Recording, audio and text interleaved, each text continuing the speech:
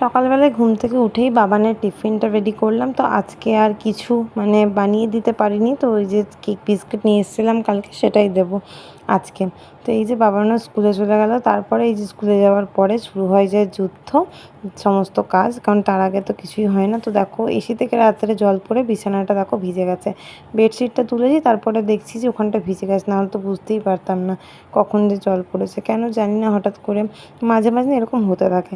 তো চলো এই যে বেডশিটটা অন্য আর কি, নতুন বলছি সরি, অন্য একটা বেডশিট পেরে নিলাম, আর এরপরে এই যে আমাদের ভলুকে রাখলাম। এরপরে মেশিন চালানো হয়েছিল, তো এক বালতি জল নিয়ে নিয়েছি আমি, সেটা তোমাদের সাথে শেয়ার করিনি, যেহেতু আমি সকালের কাজবাজ শেয়ার করছি তাই এটাও একটু দেখিয়ে দিলাম যে আমি জল নিয়েছি। তো দেখো গিজারটা চালিয়েছি, এখন জামা কাপড়গুলো ভিজিয়ে রাখবো গরম জলে।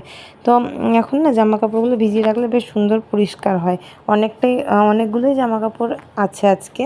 তো এই যে তারপরে গাছে জল দিয়ে নিলাম, জামা কাপড় তো ভেজানো হয়নি, মেশিনটা চালিয়েছি। এরপরে না আমার বরমশাই চলে এসেছিলো খেতে।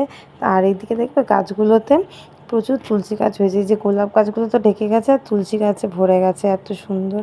তো বেশ ভালোই, বাট গোলাপ গাছগুলো তো তুলসী গাছগুলো আমি তুলে ফেলতেও পারি না, এই গোলাপ গাছের কুড়ি এসেছে। তো এই ঘরের জানলাটাও পরিষ্কার করে নিচ্ছে, আর এই ঘরে তুলসী গাছটা আমি স্নান টান করে তারপরে জল দিই, এখন দিই না, স্নান টান করে তারপরে ধূপকাঠি জল দিই এই গাছটাতে। তো তার জন্য তো চলো এই যে প্রত্যেকদিন না জানলাতে পাখিতে পটি করে দেয়, যার জন্য এটা পরিষ্কার করতে হয়।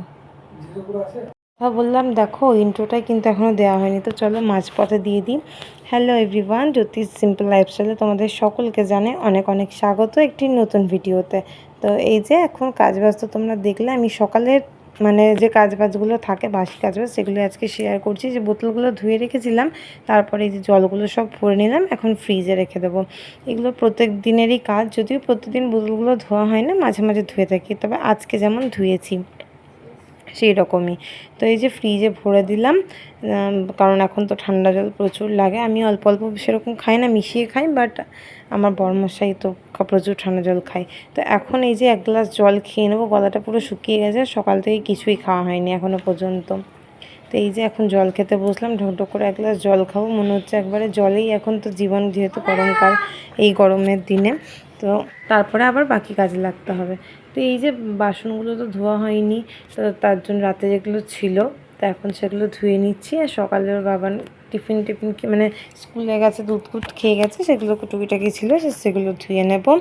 এগুলোই হচ্ছে সংসারের নিত্যদিনের কাজ, আর প্রতিদিনের তো এগুলোই কাজ, তোমরা তো প্রত্যেকেই জানো, প্রত্যেকেরই সংসার আছে, প্রত্যেকেই করো। আবার কেউ কেউ নিজে করো, কেউ কেউ আছে লোক আর কি করার। তো এখন আমি নিজেই করছি।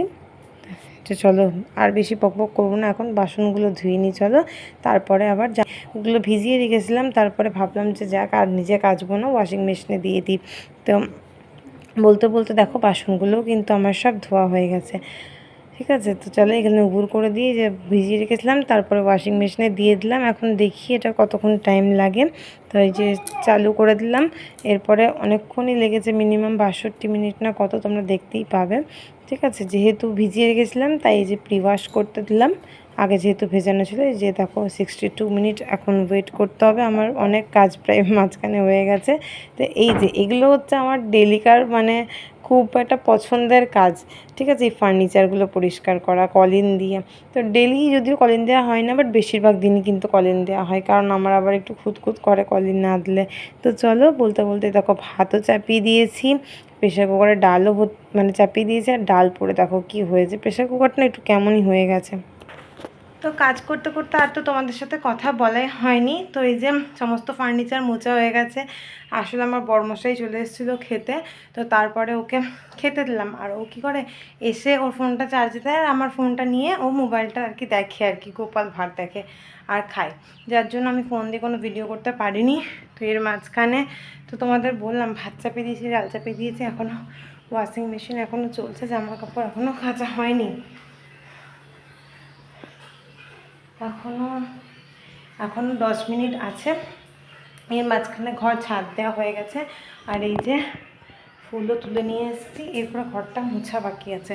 তো খেয়ে দিয়ে চলে গেছে, আর আমি চাও খেয়ে নিয়েছি, সকাল থেকে তো কিছুই খাইনি, তোমাদের তো দেখায়ও নি, জল খেয়েছিলাম শুধু 1 গ্লাস, তারপরে ও খেতে এলো, ওকে খাবারটা দিয়ে আমি না একটু চা করে খেলাম।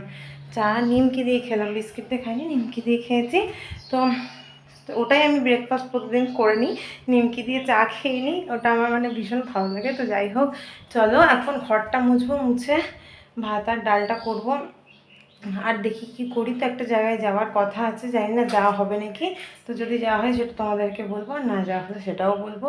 তো চলো এখন ঘরটা মুছে নিই, জামা কাপড়টা একটু 10 মিনিট পরেই হয়ে যাবে, তারপর মেলে দিয়ে আসবো।